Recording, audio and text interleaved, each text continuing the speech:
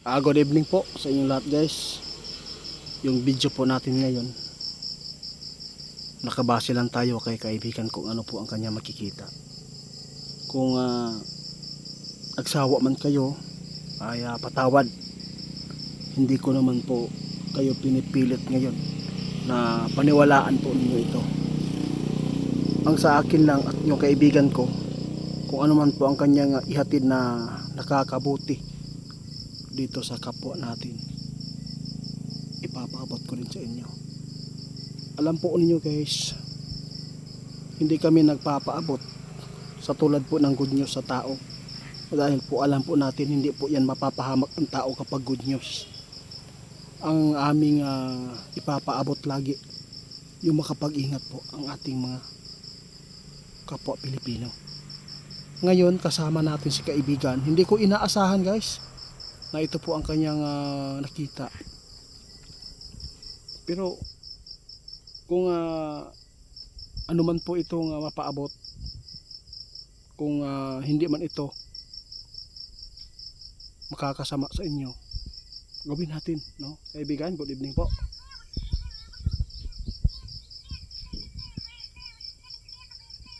Salamat. Salamat po. Guys, nakakalungkot po itong sinabi ng ating kaibigan. Excuse me.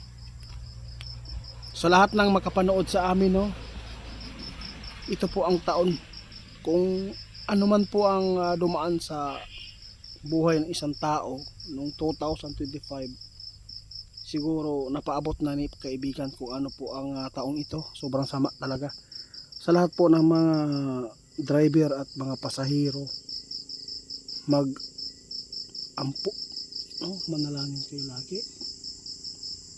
Si kaibigan na mismo ang nagpaabot. Grabe po ang kanilang nakita ang sign, at maraming mamamatay po sa taong ito dahil sa trahedya. Grabe po, tinitingnan ni kaibigan po ang mga sign ngayon guys, na mas marami ang mangyayari dito. Ito po ang nakita po niya, no, kaibigan. Ito po yung nakita niyo, kaibigan. Tama ka kaibigan, tama ka. Tama ka. Grabe, napakabuting elemento ito guys. Sinabi ng ating kaibigan, sa lahat po daw ng mga magdadrive ng mga motorsiklo, ano yun, at saka lahat po ng mga sasakyan na pwedeng humantong sa kapahamakan, no? Tulad po ng mga sasakyan po ngayon tumatakbo dito sa city, sa bukid, tulad ng mga motorsiklo. Dahan-dahan lang po kayo magmamaniho, dahil si kaibigan mismo ang nagpatotoo na grabe po ang kanilang nakikita. Time 6 daw ang nakita nila na insidente o aksidente, at maraming buhay ang mamamatay kung ikumpara po ninyo dati sa 2025. Kaibigan, kung ano man po itong babala, nasa kanila lang po ha. Basta importante na Oo, tama ka kaibigan. Oo. Oo, sige.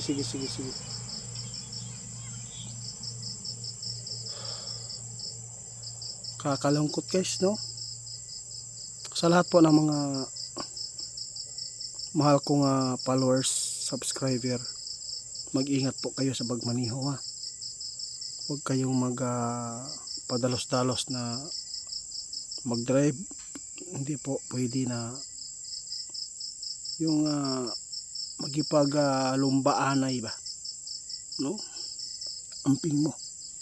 Kasi kaibigan, nagpaabot karon gabi una, dahil sa nakikita nila marami daw disgrasya ang mangyayari sa taong ito. Time 6 daw ang nakita ng ating kaibigan na disgrasya sa mga sasakyan. Lahat ng mga sasakyan ngayon na tumatakbo dito sa Bukid City, Barangay, basta lahat po ng sasakyan. Mag-ingat kayo, huwag kayong magpadala ng bugso ng inyong galit, no, sa ato ang damdamin. Ayaw mo. Parang naiyak ako dito guys, dahil kaibigan, parang hindi maganda ang kanilang nakikita ngayon sa mga sasakyan. Tapos may sinabi pa siya sa atin. Diyos ko kaibigan, salamat. Opo. Oo nga. Tama kayo. Sige, sige, sige po.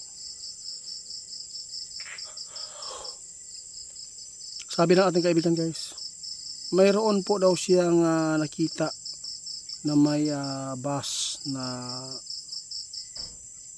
bigla lang puputok, no?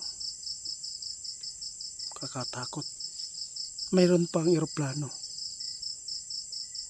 na masusunog na naman at mahuhulog. Ito po ngayon ang nakita ng mga kaibigan natin. Lahat pala ng mga sasakyan natin may mga makaranas ng ganitong klaseng mga aksidente. Kaya nasa inyo na lang seryoso po ito guys. Wala pong mawawala sa amin kung daming paramdam dito. Kaibigan, kaibigan, ano yun? May narinig ka? Sige, sige. Okay lang daw guys. Okay lang daw. Kaya sa lahat ng makapanood sa amin, pakishare po ito. Maghanda tayo at mag-ingat. Hindi masama ang sinabi ng ating kaibigan. Nakita nila ito sa kanilang kaharian na ito yung mangyayari dito sa ating mundo, dito din sa ating bansa. Mag-ingat dahil po mas marami daw ang mamamatay sa disgrasya. Mayroon pang nakita. Wala tayong magawa guys kung ito man po ang nakatadhana ngayong taon na to. Salamat kaibigan.